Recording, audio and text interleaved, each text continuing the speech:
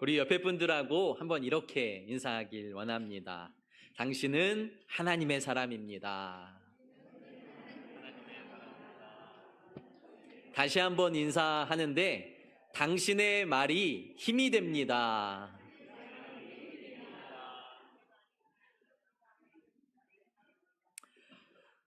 엊그제 금요 기도의 말씀이 말의 힘입니다. 하나님의 말씀이 힘이 있고 그리고 그 말씀대로 살아가는 우리가 힘이 있다는 말씀이었습니다. 지난주 재직 세미나를 통해서 많은 은혜를 받으셨죠? 재직 세미나를 통해서 예배에 참여하는 일들을 많이 이야기하셨는데요. 요즘에 저희 금요 예배가 자화자찬이지만 너무 좋습니다. 우리 교회만 여기 참여하는 분들만 금요 예배 드리기에 아깝다라는 마음이 들 정도로 금요 예배가 너무 좋은데요. 제가 금요 예배를 이번 주에 마치고 내려가서 금요 예배를 보는데 그 실시간 본 분이 3분 이렇게 뜨더라고요. 3개. 와, 우리 성도들이 몇 분인데 그 동시에 동영상을 본 분이 3분일까? 물론 그 시간이 조금 지나고 그 다음날 보면 한 50분 정도 이렇게 클릭이 돼 있습니다. 그런데 우리가 모든 예배, 재직이라면, 성도라면 예배를 사모하고 정말 일이 있어서 참여하지 못할지라도 우리 영상으로 그 예배의 감동을 함께 나누고 함께 예배했으면 좋겠다라는 마음을 먼저 전합니다. 지난주 말씀은 은밀하게입니다. 은밀하게. 그리스도인은 은밀하게 구제하고 은밀하게 기도하고 은밀하게 금식한다. 왜냐하면 하나님께서 아시니까, 하나님께서 보시니까, 하나님께서 갚아주시니까 그리스도인은 은밀하게 행한다라는 말씀이었습니다. 오늘 주님은 오늘 우리에게 물질에 관해서, 보물에 관해서 말씀하십니다. 19절, 20절 말씀을 우리 같이 한번 읽어볼까요? 시작. 너희를 위하여 보물을 땅에 쌓아두지 말라. 거기는 좀과 동록이 해하며 도둑이 구멍을 뚫고 도둑질 하느니라. 오직 너희를 위하여 보물을 하늘에 쌓아두라. 거기는 좀이나 동록이 해하지 못하며 도둑이 구멍을 뚫지도 못하고 도둑질도 못하느니라. 아멘. 성도 여러분들의 보물은 무엇입니까? 말로 하라고 하면 우리 남편이 보물이죠. 이럴 수도 있겠지만 그런데 상식적으로 나이가 먹으면 먹을수록, 연륜이 차면 참을수록 보이는 것이 보물이 되기 쉽습니다. 물질, 그리고 보석, 보이는 것이 물질이 되기 쉽고요. 어린 아이들에게는 야, 너 보물 뭐야 하면 그 아이의 보물은 이쁜 그림이 될 수도 있고요, 인형이 될 수도 있고요, 장신구가 될 수도 있고, 어린 아이들에게 가면 갈수록 더 자신에게 순수한 보물들이 있을 수 있죠. 오늘 주님께서는 뭐라고 말씀하십니까? 너희의 보물을 땅에 쌓아두지 말고 하늘에 쌓아두라. 우리가 생각하는 그 보물이 무엇일지라도 우리의 보물이 땅에 있다고 생각하지 말고 하늘에 있다고 생각하고 그 보물을 하늘에 쌓아두라 라고 말씀하고 있습니다.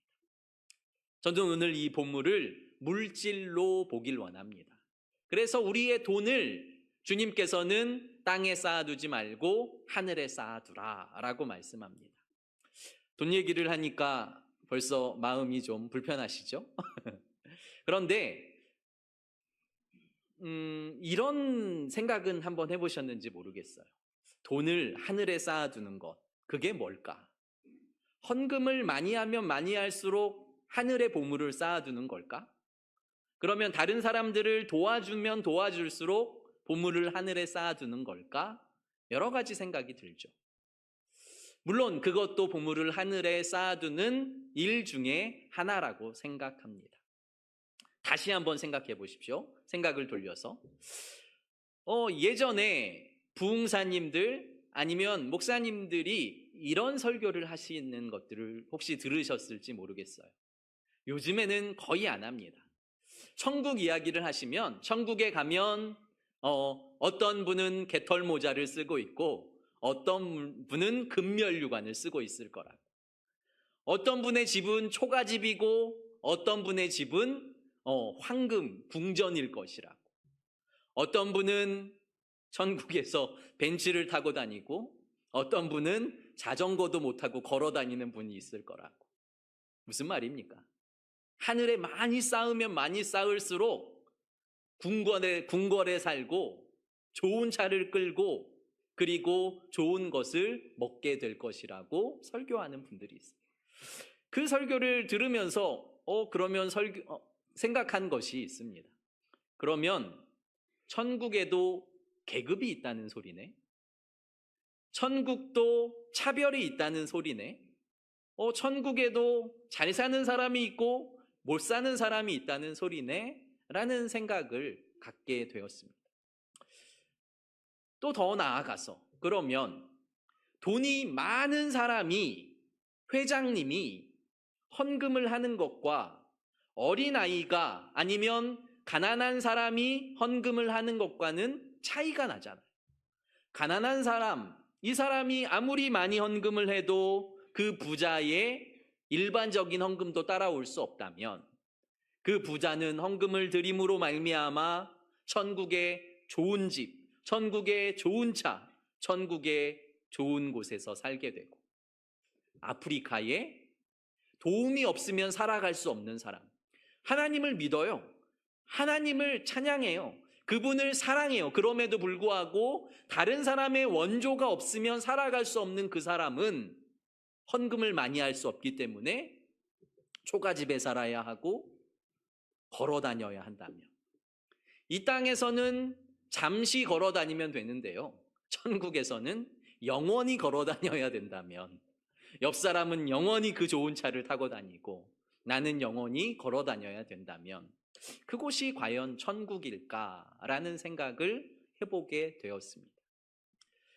주님께서는 물질에 관해서 우리에게 그렇게 말씀하시지 않는다고 저는 믿습니다. 어떤 교회는 그러니까 성경이 사실은 물질을 축복이라고 이야기도 하고 물질이 악하다고 이야기도 합니다. 그래서 어떤 교회는 그 물질을 축복이라고 이야기하며 그 물질을 사모하고 물질을 쫓고 물질을 축적하라고 설교하는 교회들이 있고 그 교회들이 대부분 부흥하는 경우도 많습니다.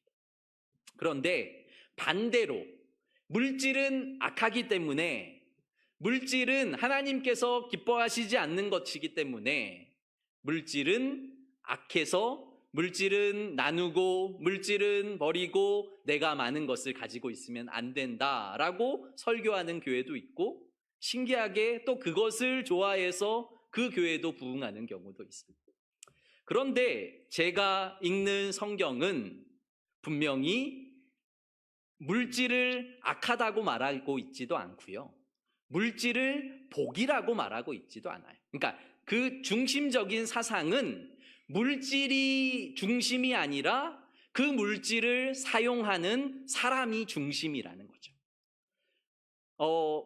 바울 아시잖아요, 바울이 나중에 그의 고백이 나는 부하기도 하고 나는 빈하기도 하다. 나는 빈부에 처하는 일체의 비결을 배웠다라고 고백해요.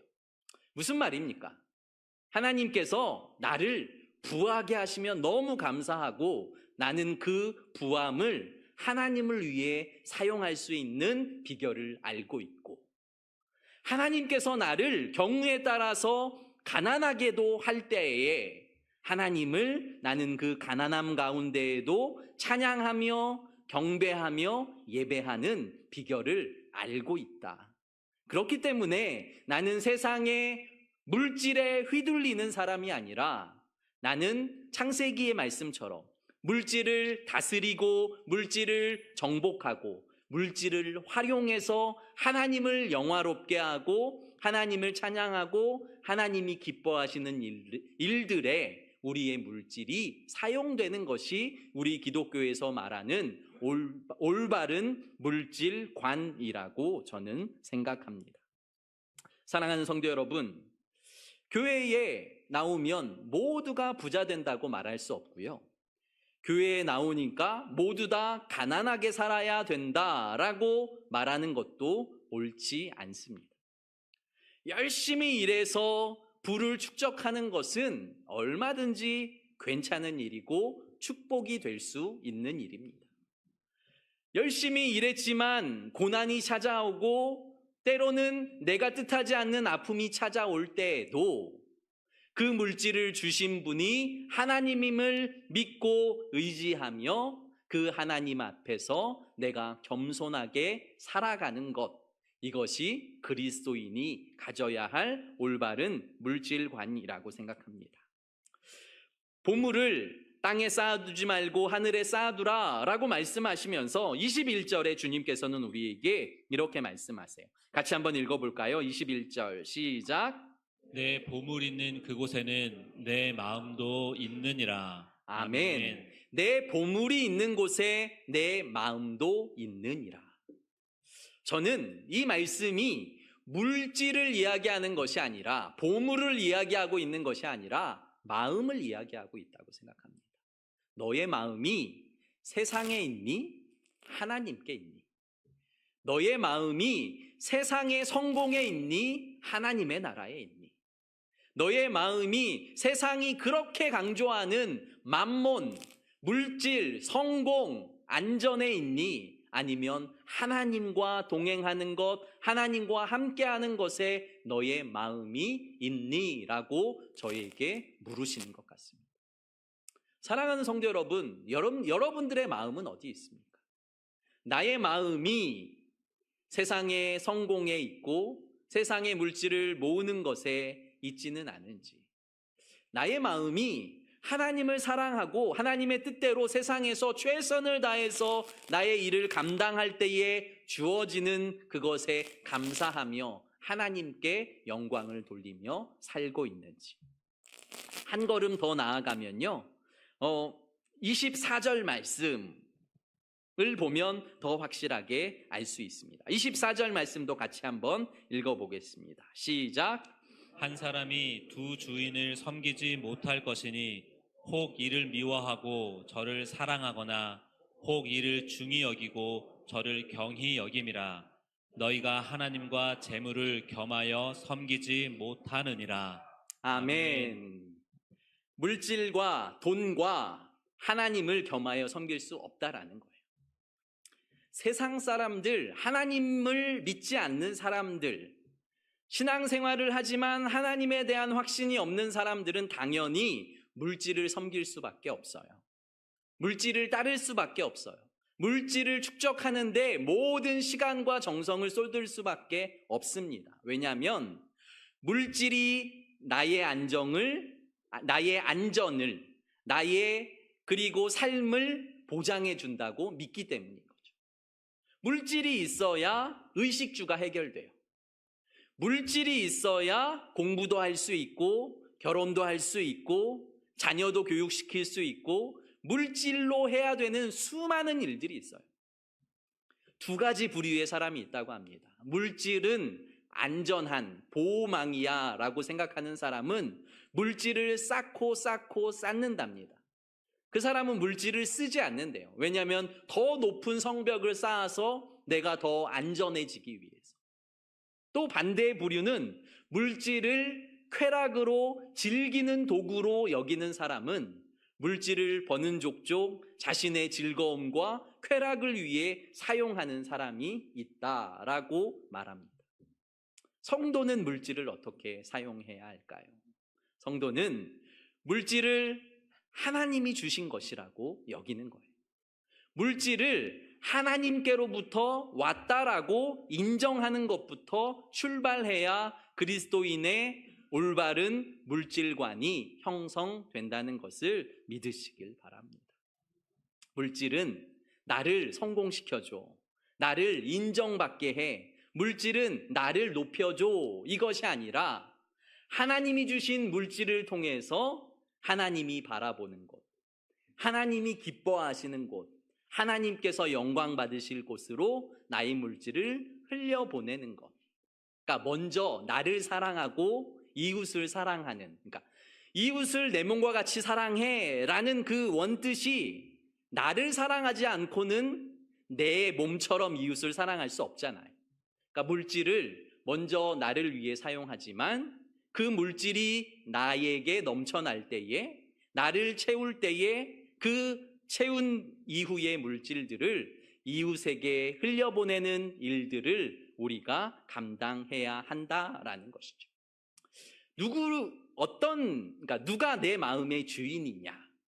물질이 내 마음의 주인인 사람은 물질을 위해, 물질을 목표로, 물질을 축적하기 위해 살아가고요. 하나님께서 내 마음의 주인이신 분은 물질일지라도, 건강일지라도, 명예일지라도, 그 어떤 것일지라도 하나님께서, 내 안에 거하시는 하나님께서 바라보시는 곳, 하나님께서 말씀하시는 곳, 하나님께서 행하시는 그곳에서 내 물질이 사용되는 것을 기뻐하는 사람이 바로 하나님과 동행하는 사람임을 믿으시길 바랍니다. 김동호 목사님이라고, 그분이 깨끗한 부자라는 책을 쓰셨습니다. 깨끗한 부자라는 책을 쓰시면서 성도는 가난하지도 말고 부하지도 않았으면 좋겠다. 그런데 하나님께서 부자로 만들어주시면 너무 기쁠 것 같다고. 내가 그 부한 것을 통해서 얼마든지 하나님의 일을 할 수 있기 때문에. 그런데 하나님께서 나를 가난하게 해주셔도 나는 택배 알바할 자신이 있고 우유 배달 알바할 자신이 있다고. 그것을 통해서 나는 하나님께 영광을 돌리겠다라고 말씀을 하세요.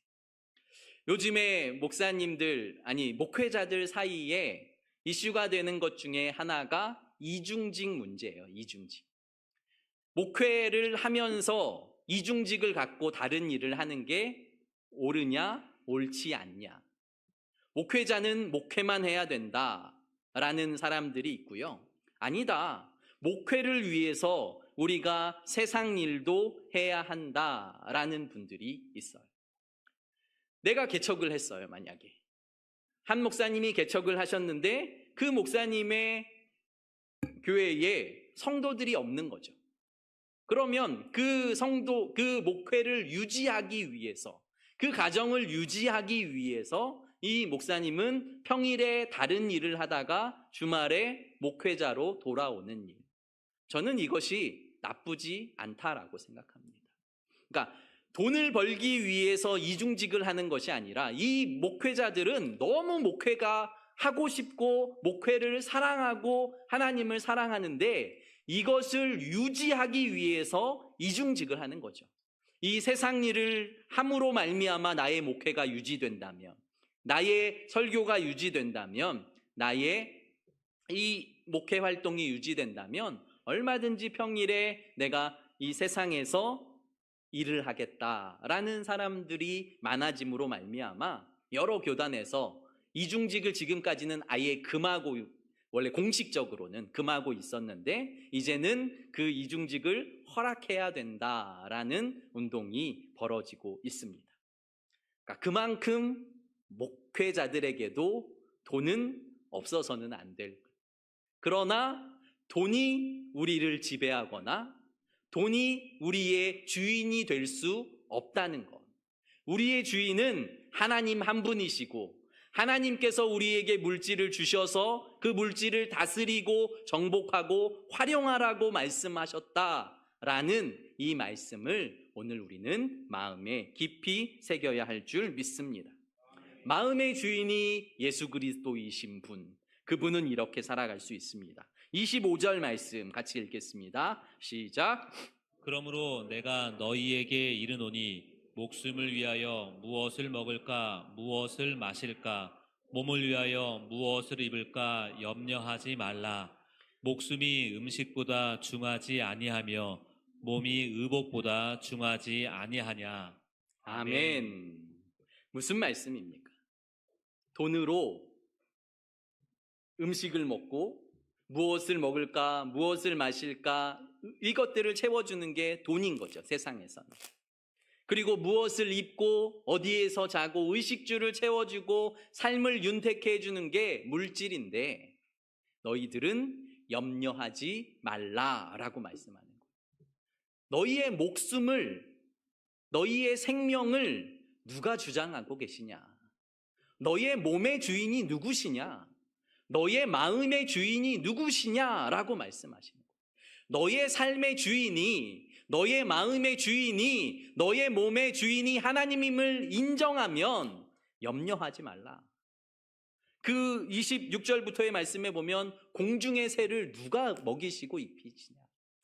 들의 백화파를 누가 입히시고 먹이시냐? 그들도 먹이시고 입히시거늘 하물며 너희일까 보냐? 이 믿음이 적은 자들아 라고 주님께서 우리에게 말씀하고 계십니다. 세상 사람들은 이게 없으면 안 될 것 같아서 그 보물을 위해 자신의 모든 것들을 집중하고 있다면 우리는 우리의 믿음이 주님을 바라보게 하고 주님을 따르게 하고 주님을 소망하게 하는 것이죠. 우리도 여전히 물질을 벌고 열심히 일을 하고 세상 일에 참여하고 있지만 목적이 달라야 하는 거예요. 그들은 돈이 목적이라면 우리는 하나님의 나라가 목적이 되어야 하고 예수 그리스도가 목적이 되어야 하고 그 물질은 우리의 수단에 불과하다는 것을 다시 한번 마음에 새겨야 하는 것이죠. 밭에 감추인 보화 이야기 아시잖아요. 보화를 발견할 수 있는 눈을 가진 사람이 있고요. 보화를 발견할 수 있는 눈이 없는 사람이 있어요. 성령이 우리에게 그 보화를 보화라고 보게 하시면 이 세상의 보화가 아니라 이것이 하늘의 보화임을, 하나님의 나라임을, 예수 그리스도임을, 그것이 진짜 보화임을 발견하고 모든 것을 팔아 그 보화를 구입하게 되는 거죠. 장사치가 값진 진주를 발견하는 거예요. 와, 저건 최상급 진주인데 사람들이 모르지만 저 색깔은 세상에 몇 개 없는 색깔의 진주야 라고 그 진주를 발견한다면 자신의 모든 것을 팔아 그 진주를 소유할 것이다 라고 주님께서 말씀하시잖아요. 모든 사람은 모르는데요, 사람들은 모르는데 우리는 아는 거죠. 하나님께서, 예수 그리스도가, 하나님의 나라가 그 어떤 것보다 우리의 인생에 가장 가치 있는, 가장 소중한 보물이라는 것을 아는 사람, 그 사람은 다른 걱정하는 것 아니라, 그러니까 돈을 벌기 위해 무엇을 먹을까, 무엇을 마실까, 무엇을 입을까, 돈 하는 것이 아니라 하나님을 바라보고 하나님을 소망하고 주님께서 나에게 물질도 주시는 분, 주님께서 나에게 건강도 주시는 분, 주님께서 나의 삶을 풍요롭게 하는 분이시라는 것을 믿고 의지하며 하나님을 바라보아야 할 줄 믿습니다. 그것이 바로 33절 마지막 절의 말씀입니다. 33절 마지막으로 한번 같이 읽겠습니다. 시작. 그런즉 너희는 먼저 그의 나라와 그의 의를 구하라. 그리하면 이 모든 것을 너희에게 더하시리라. 아멘. 그런즉 너희는 그의 나라와 그의 의를 구하라. 너희가 성도면, 하나님의 자녀면 너희가 먼저 해야 할 일은 하나님의 나라와 의를 구하는 거야. 그러면 주시는 은혜가 있고, 그러면 주시는 축복이 있고, 그러면 주시는 놀라운 것들이, 놀라운 보물들이 우리에게 있다라고 말씀해 주시는 주님의 음성을 들으시길 바랍니다. 사랑하는 성도 여러분, 여러분들의 삶의 주인이 누구인지, 여러분들의 삶의 보물이 무엇인지 다시 한번 마음에 새기시고 점검하십시오. 성경에 포도원 주인 비유가 나옵니다. 아시죠? 포도원 주인이 일꾼을 부르기 위해서 시장에 나가요. 새벽에 나가고 9시에 나가고 12시에 나가고 3시에 나가고 6시에 나가고 일꾼을 데리고 오고 가서 또 있으면 또 데리고 오고 또 데리고 오는데 마지막 결산의 때에 모두에게 한 데나리온씩 품삯을 나눠줍니다. 경제적인 그리고 이 세상적인 방법으로는 이해가 되지 않죠.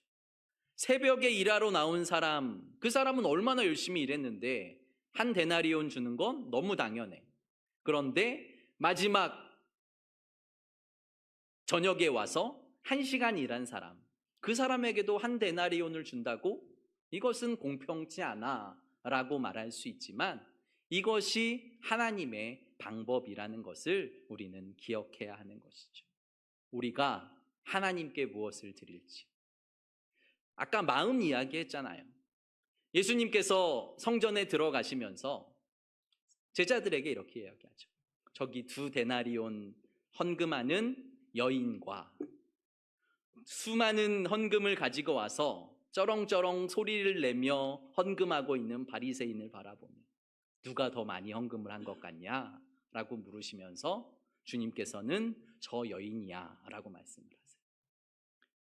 헌금을 그러면 동전 2개씩만 해야겠네요 라고 생각하시면 안 되고요. 여인의 마음을 아시는 거죠. 그 여인이 얼마나 소중한 것을 주님께 드리고 있는지, 그 옥합을 깨트린 여인이 얼마나 소중한 옥합을 주님 앞에 깨트리고 있는지 주님은 그 마음을 바라보시고 그 마음을 기뻐하시고 그 마음을 받으신다는 거예요. 우리가 아무리 많은 것을 드릴지라도 우리의 마음이 주님을 향하고 있지 않다면 주님은 그것을 기뻐하시지 않고요. 아무리 적은 것일지라도 나의 형편에 바라보기에 아무리 적은 것일지라도 나의 형편껏 드린 그것을 주님께서는 기쁘게 받으시고 네가 더 많이 나에게 헌금했다라고 말씀하신다라는 것이죠. 헌금의 액수를 얼마나 많이 해야지 천국에서 좋은 집에 삽니다. 이 이야기 절대 아니고 성경에 1절 오늘 19절부터 보물을 하늘에 쌓아두라고 했지 많이 쌓아두라, 넘치게 쌓아두라고 이야기하지 않아요. 우리의 모습, 우리의 형편을 아시는 주님께서 우리의 마음, 하나님의 마음과 합한 사람은 감사해서 하지 말라고 해도 하게 되겠죠. 하나님의 마음을 기뻐하는 사람은 하나님의 마음을 알기 때문에 이웃에게 흘려보내라고 말하지 않아도 흘려보내게 된다는 것을 우리가 기억하고 나의 주인이 누구인지, 나의 마음에 누가 좌정하고 계신지 다시 한번 우리의 마음을 점검하고 우리의 물질과 우리의 삶의 모든 것이 어떻게 쓰여지는지 점검하시는 성도 여러분들 되시길 예수 그리스도의 이름으로 축복합니다. 기도드리겠습니다. 거룩하고 존귀하신 아버지 하나님, 2 주인을 섬기지 말라 주께서 우리에게 말씀하십니다. 주님, 우리는 세상에 살지만 하나님의 자녀임을, 하나님께서 우리의 삶의 주인임을 믿음으로 고백하는 자들입니다.